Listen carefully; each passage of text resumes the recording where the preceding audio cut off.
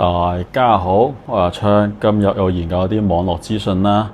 嗱，星島頭條咧就轉載咗一篇嚟自 Thread 嘅文章啦，就係講一個具備15年經驗嘅裝修師傅發文揭發公屋與居屋的隱藏收費陷阱啦。嗱，首先咧嗰個貼文咧我都有睇過嘅，嗰個如果你係行家嘅咧，你一睇就知道。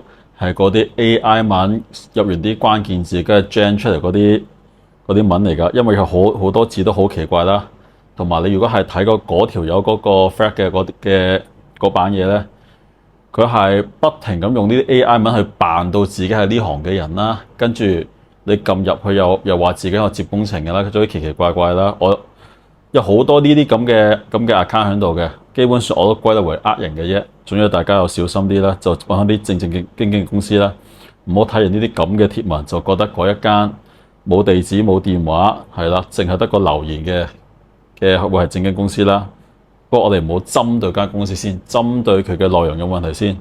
嗱，首先佢內容就話啦，部分師傅會利用公屋舊牆多裂縫嘅特點。首先，公屋舊牆係咪真係多裂縫呢？呢個就值得深究嘅。通常公屋呢，就係有某一兩條嘅裂縫咧，係點執都冇用，呢個係事實嚟嘅。訛稱需要全屋額外找平或掛網補縫。嗱，首先香港基本上就唔興掛網同埋找平嘅。呢度解釋下先，咩叫找平呢？找平就係譬如啲埲牆，如果係釘板嗰個年代起出嚟㗎啦，頂同底可能斜咗差1寸㗎嘛。咁你一握個櫃埋去，嗰個櫃如果係垂直嘅咧，咁望去埲牆就好似好斜咁樣㗎嘛。內地咧就有個工序叫做石膏找平啦，就係成間屋跟翻住最高嗰點樣攞翻平佢嘅。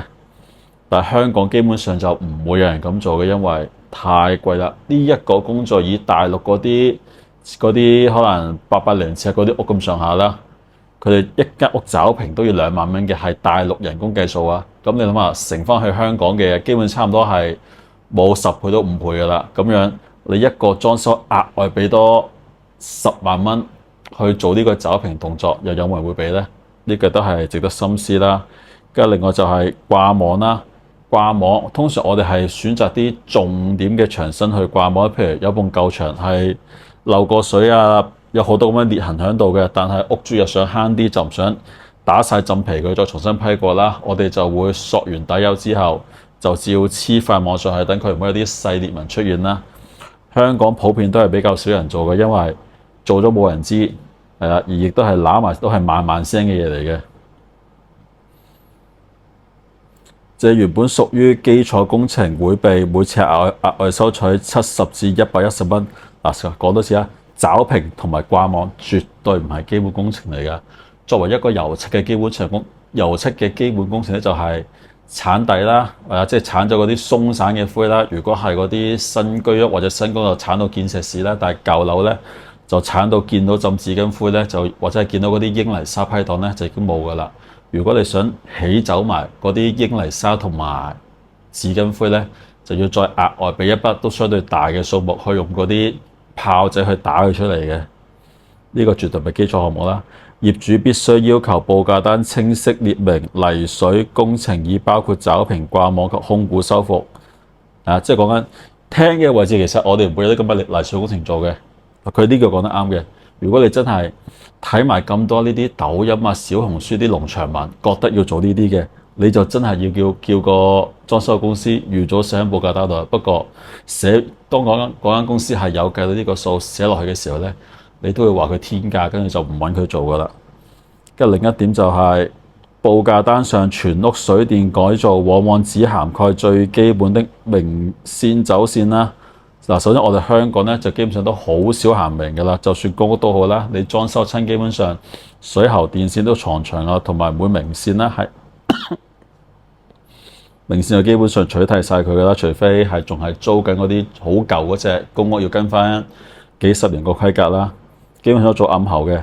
戶主簽約後若需增加插座或移動燈位，會被逐項追加500至700蚊的收費。嗱，首先基本上加減我要收錢喎，呢啲係共識嚟㗎啦，呢啲唔會係陷阱嚟㗎，係嘛？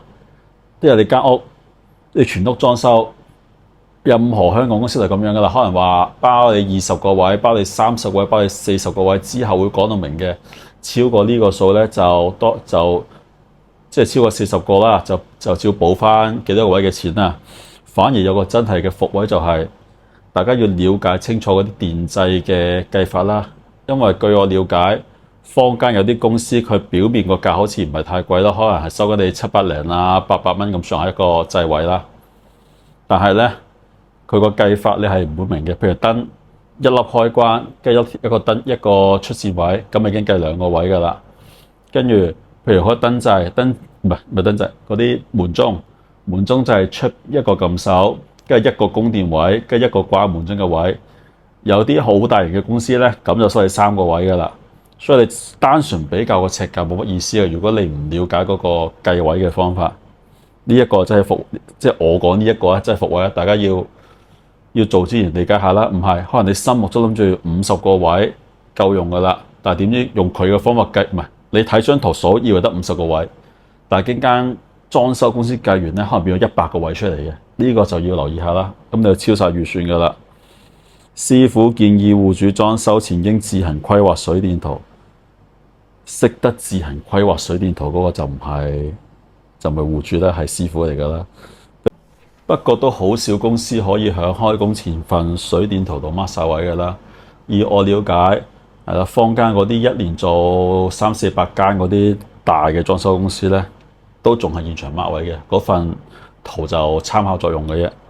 跟住另外啦，報價單上全屋清拆條款往往只包含拆除表面裝潢。嗱，裝潢呢個字就唔係香港字嚟嘅，係台灣字嚟嘅，台灣字應該係。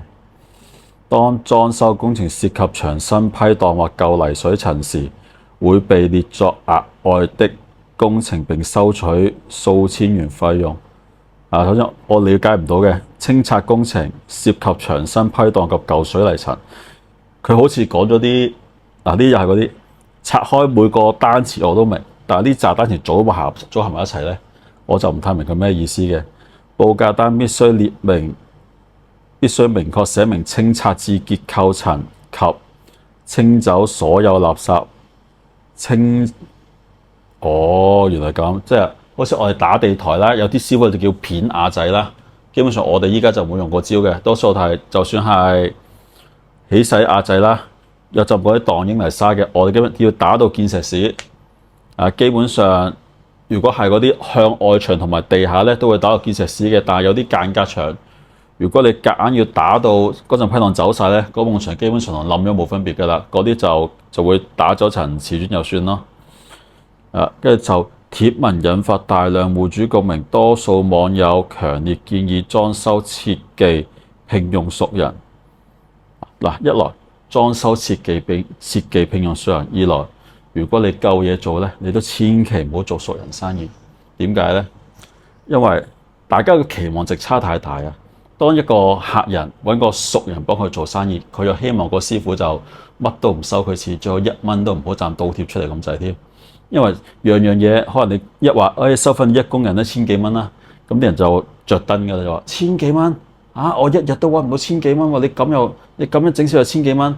但係對於個裝修公司嚟講，佢又我嗌個師傅嚟，個1000幾蚊人工一定要俾人嘅喎，我仲要材料錢都冇得收你咯喎，係啊，連餐飯都蝕埋俾師傅，即係收你1000幾蚊。喺個判頭角度，佢又覺得我已經時間俾你嘅，但係喺個客嘅角度，佢又覺得你咁都要收我錢，你唔係啊嘛？所以就千祈唔好做熟人生意，呢句啱嘅。有苦主表示，由親戚負責的工程最終爛尾並損失逾10萬，係啦，呢句亦都啱嘅，因為你唔知道個親戚係咩底細，有啲人係我阿爸個細佬個女婿係做裝修嘅，你去到咁疏堂嘅關係咧，你有啲嘢投訴你又唔好意思，但係有啲嘢佢又做到鬼唔落交俾你，咁你點算咧？一問多兩句，你阿爸就喺度發翻你皮轉頭噶啦。喂呀，唔好咁麻煩嘅咧，你哋睇下你搞人哋嗌交咁滯啦。但係其實嗰間裝修公司可能嗰一條友係唔係判開嘢做嘅，係某一個專科人淨係識油漆或者淨係識泥水，跟住接咗你單嘢翻嚟，再臨時嗌其他人幫手嘅。咁個出品咧基本上就冇乜保證噶啦，所以就切嘅揾親戚，切嘅揾熟人啦，甚至引發漏煤氣危機。網民普遍認為熟人裝修日出現問題，往往難以追究，容易陷入理虧的兩難局面。又或者我哋成日都講爛尾啦，就大家如果留意咧，爛尾通常都係衰喺某啲街坊嗰啲細鋪度嘅，依家係又或者係甚至鋪都冇嗰啲啦。因為你話嗱嗰嘢，你想追都冇得追。